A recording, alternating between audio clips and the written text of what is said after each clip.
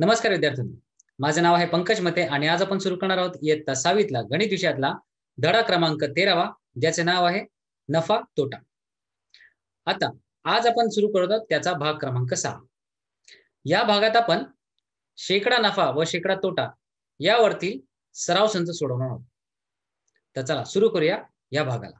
सराव संच 33. पहिला प्रश्न आहे, मगन लालने 400 रुपयांची पॅन्ट 448 रुपयांना विकली.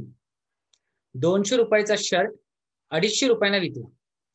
तर यांपैकी कोणता व्यवहार अधिक फायदेशीर झाला? इथे दोन वेगवेगळ्या गोष्टी आहेत. पहिली आहे पॅन्ट, दुसरा आहे शर्ट.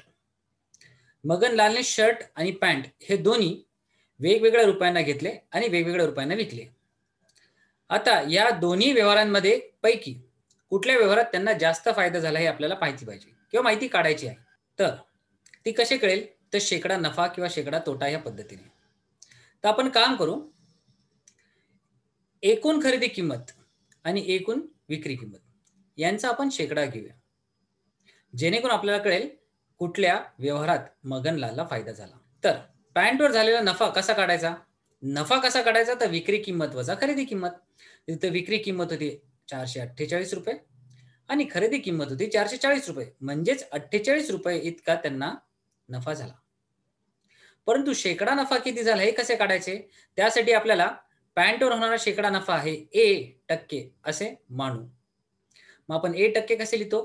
तर A/100 आणि याची बरोबरी केली एकूण नफा भागिले खरेदी किंमत. तर A/100 बरोबर 48/400. आता लक्षात घ्या, डाव्या बाजूला छेदामध्ये 100 आहे. आपल्याला फक्त डाव्या बाजूला चलाची संख्या हवी आहे, बाकी काही नको. आपल्याला काय करावं लागेल? समीकरणाच्या एका बाजूला जर 100 ने गुणले तर दुसऱ्या बाजूलाही 100 ने गुणावे लागते, कारण त्यामुळेच समीकरण संतुलित राहते. हा समीकरणाचा नियम आहे. त्यासाठी आपण काय करू? दोन्ही बाजूला 100 ने गुणूया. तेव्हा 100 आणि 100 हे दोन्ही एकमेकांचे विभाज्य आहेत, तर हे दोन्ही एकमेकांना भागून एक उत्तर येईल आणि A गुणिले 1 उत्तर Aच उरते. दुसऱ्या बाजूला बघा, उजव्या बाजूला 100 आणि 400 हे दोन्ही एकमेकांच्या अंशछेदात आहेत असे मानले, तर हे 2 शून्य 100चे आणि 4चे 2 शून्य गेले आणि 48/4 याचे उत्तर येते 12. म्हणजेच काय? ए ची उत्तर किती आले? 12. म्हणजे शेकडा 12% आपल्या पॅन्ट वरती नफा झाला. आता शर्ट वरती किती नफा झाला ते काढू.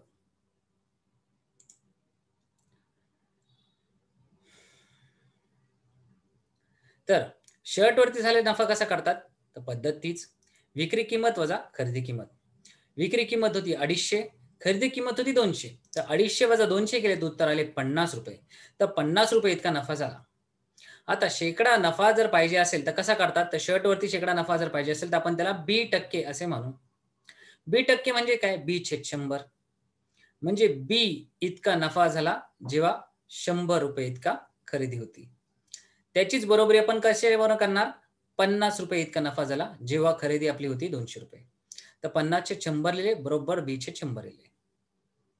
पहा, B/100 बरोबर 50/200 लिहिले.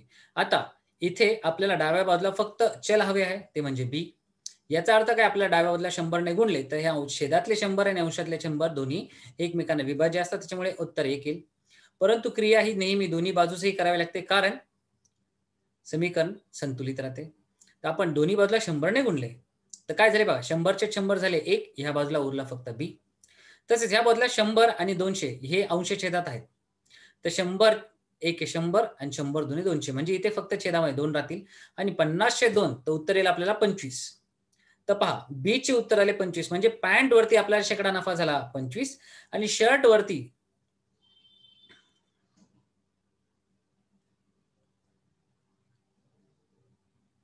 तर इथे पहा, शर्ट वरती आपल्याला शेकडा नफा झाला 25 आणि पॅन्ट वरती झाला होता A चे उत्तर आले ते 12. याचा अर्थ शर्ट वरती आपल्याला जास्तीत जास्त नफा मिळाला, म्हणून आपण म्हटले शर्टचा व्यवहार अधिक फायदेशीर ठरला. तर अशा प्रकारे आपण शेकडा नफा किंवा शेकडा तोटा आपण काढू शकतो.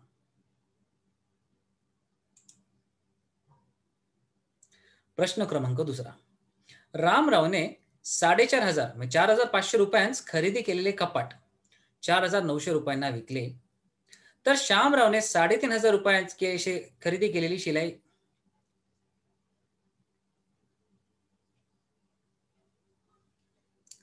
तर श्यामरावने 3,500 रुपयांना म्हणजे 3,500 रुपयांना खरेदी केलेले शिलाई यंत्र 3,920 रुपयांना विकले. तर यापैकी कोणताचा व्यवहार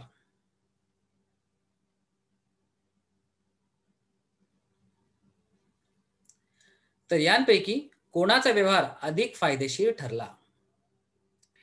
तर पुन्हा आपल्याला एकूण नफा काढायचा आहे. म्हणजेच काय? विक्री किंमत आणि खरेदी किंमत यांची वजाबाकी. तर दोन्ही बाजूला ते करू आणि मग त्याची शेकडा नफा काढू. तर चला, रामरावला कपाटावर झालेला नफा कसा काढतात? तर कपाटाची विक्री किंमत वजा कपाटाची खरेदी किंमत. तर विक्री किंमत होती 4,950 आणि खरेदी किंमत होती 4,500. तर एकूण 450 रुपये म्हणजे 450 रुपये त्यांना नफा झाला. आता शेकडा नफा हे काढण्यासाठी आपण काय करतो? तर कपाटावर झालेला शेकडा नफा A% असे मांडले तर A/100 बरोबर एकूण नफा छेदात खरेदी किंमत म्हणजे 450 छेद 4,500. आता ए ही आपल्याला संख्या फक्त डाव्या बाजूला पाहिजे म्हणजे ए हे चल आपल्याला बाजूला पाहिजे. 100 आपल्याला काढून टाकावे लागतील तेव्हा दोन्ही बाजूला 100 ने गुणले तर 100चे 100 झाले 1 तर ए उत्तर हे उरले. आणि इथे पाहिले तर 100चे 2 शून्य आणि 4,500चे 2 शून्य गेले तर 450 भागिले 45 उरले तर उत्तर येते 10. म्हणजेच काय? कपाटावरती झालेला शेकडा नफा आहे 10 इतका किंवा 10%. आता वळूया दुसऱ्यांकडे. आता श्यामराव यांनी शिलाई यंत्रावरती झालेला नफा काढला. तर तो कसा काढला? शिलाई यंत्राची विक्री किंमत वजा शिलाई यंत्राची खरेदी किंमत.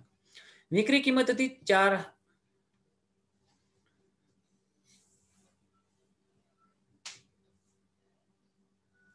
तर विक्री किंमत होती 3,920 आणि खरेदी किंमत होती 3,500. आता या दोघांची वजाबाकी केली तर आपल्याला उत्तर आले 420 रुपये इतकी. आता शिलाई यंत्रावर झालेला शेकडा नफा आपण जर 20% मानले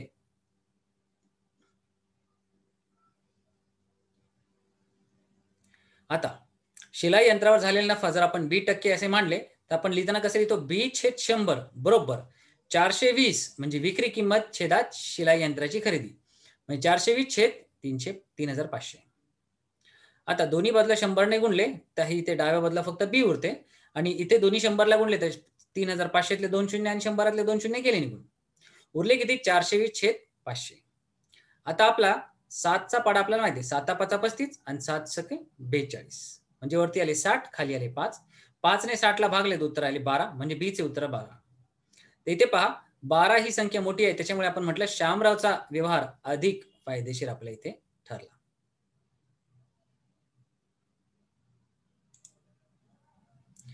आता वळूया तिसऱ्या प्रश्नाकडे.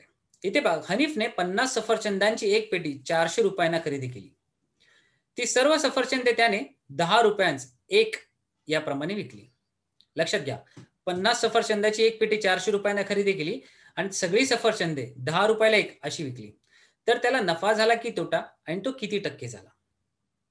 तर पहिल्यांदा आपण विक्री किंमत काढू आणि मग ती विक्री किंमत आपल्या खरेदी किंमतीबरोबर बरोबरी करू तेव्हा आपल्याला कळेल आपल्याला नफा झाला की तोटा आणि त्यावर मग आपण जाऊ किती शेकडे टक्का नफा झाला किंवा तोटा काढू. सर्वात पहिले 50 सफरचंदांची किंमत आहे 400. आपण 10 रुपये याप्रमाणे जेव्हा सफरचंद विकले तेव्हा आपल्याकडे एकूण जर आपण 10 रुपयाप्रमाणे आपण एक सफरचंद विकला तर 50 रुपये मागे किती रुपये मिळतात? तर प्रत्येकी 10 प्रमाणे 50 सफरचंद विक्री कशी होईल? 10 गुणिले 50 म्हणजे झाली 500 रुपये. तर पहा विक्री किंमत 500 आहे, खरेदी किंमत 400 आहे. याचाच अर्थ विक्री किंमत मोठी झाली म्हणजे इथे झाला नफा. तर नफ्याचं सूत्र काय? विक्री किंमत वजा खरेदी किंमत म्हणजे 500 वजा 400 उत्तर आले 100. आता आपला शेकडे किती टक्के नफा झाला हे आपण काढू. तर शेकडा नफा आपण A% असे मांडले तर आपण A/100 बरोबर विक्री किंमत आपला नफा झाला होता 100 छेदात खरेदी किंमत म्हणजे 100/400. आता पहा दोन्ही बाजूला 100 ने गुणले तर इथे डाव्या बाजूला फक्त ए उरतो कारण 100 आणि 100 हे दोघे एकमेकांचे विभाज्य आहेत. भागाकार येतो 1 बाकी उरते 0 आणि इथे समजा 100 ने गुणले तर 100चे 2 शून्य 400 2 शून्य गेले तर 100/4 येणार म्हणजेच आपले ए चे उत्तर आले 25. याचाच अर्थ हनीफला नफा झाला आणि तोही 25% इतका. तर पहा, आपण शेकडे नफा आणि शेकडे तोटा कसा काढला ते. शेकडा नफा किंवा शेकडा तोटा काढण्यासाठी आपल्याला सर्वात महत्त्वाचे आहे, नफा किती झाला आणि तोटा किती झाला ते पाहायचे. मग झालेला नफा हा खरेदी किमतीच्या अंशात ठेवा आणि त्याची बरोबरी करा कुठल्याही एका चलाची टक्केवारी घेऊन. तेव्हा आपल्याला कळेल किती टक्के नफा झाला किंवा किती टक्के तोटा झाला. असेच काही सराव संचाचे असेच काही प्रश्न आपल्या पुढच्या भागात आपण सोडवणार आहोत. तोपर्यंत इथेच थांबूया. धन्यवाद.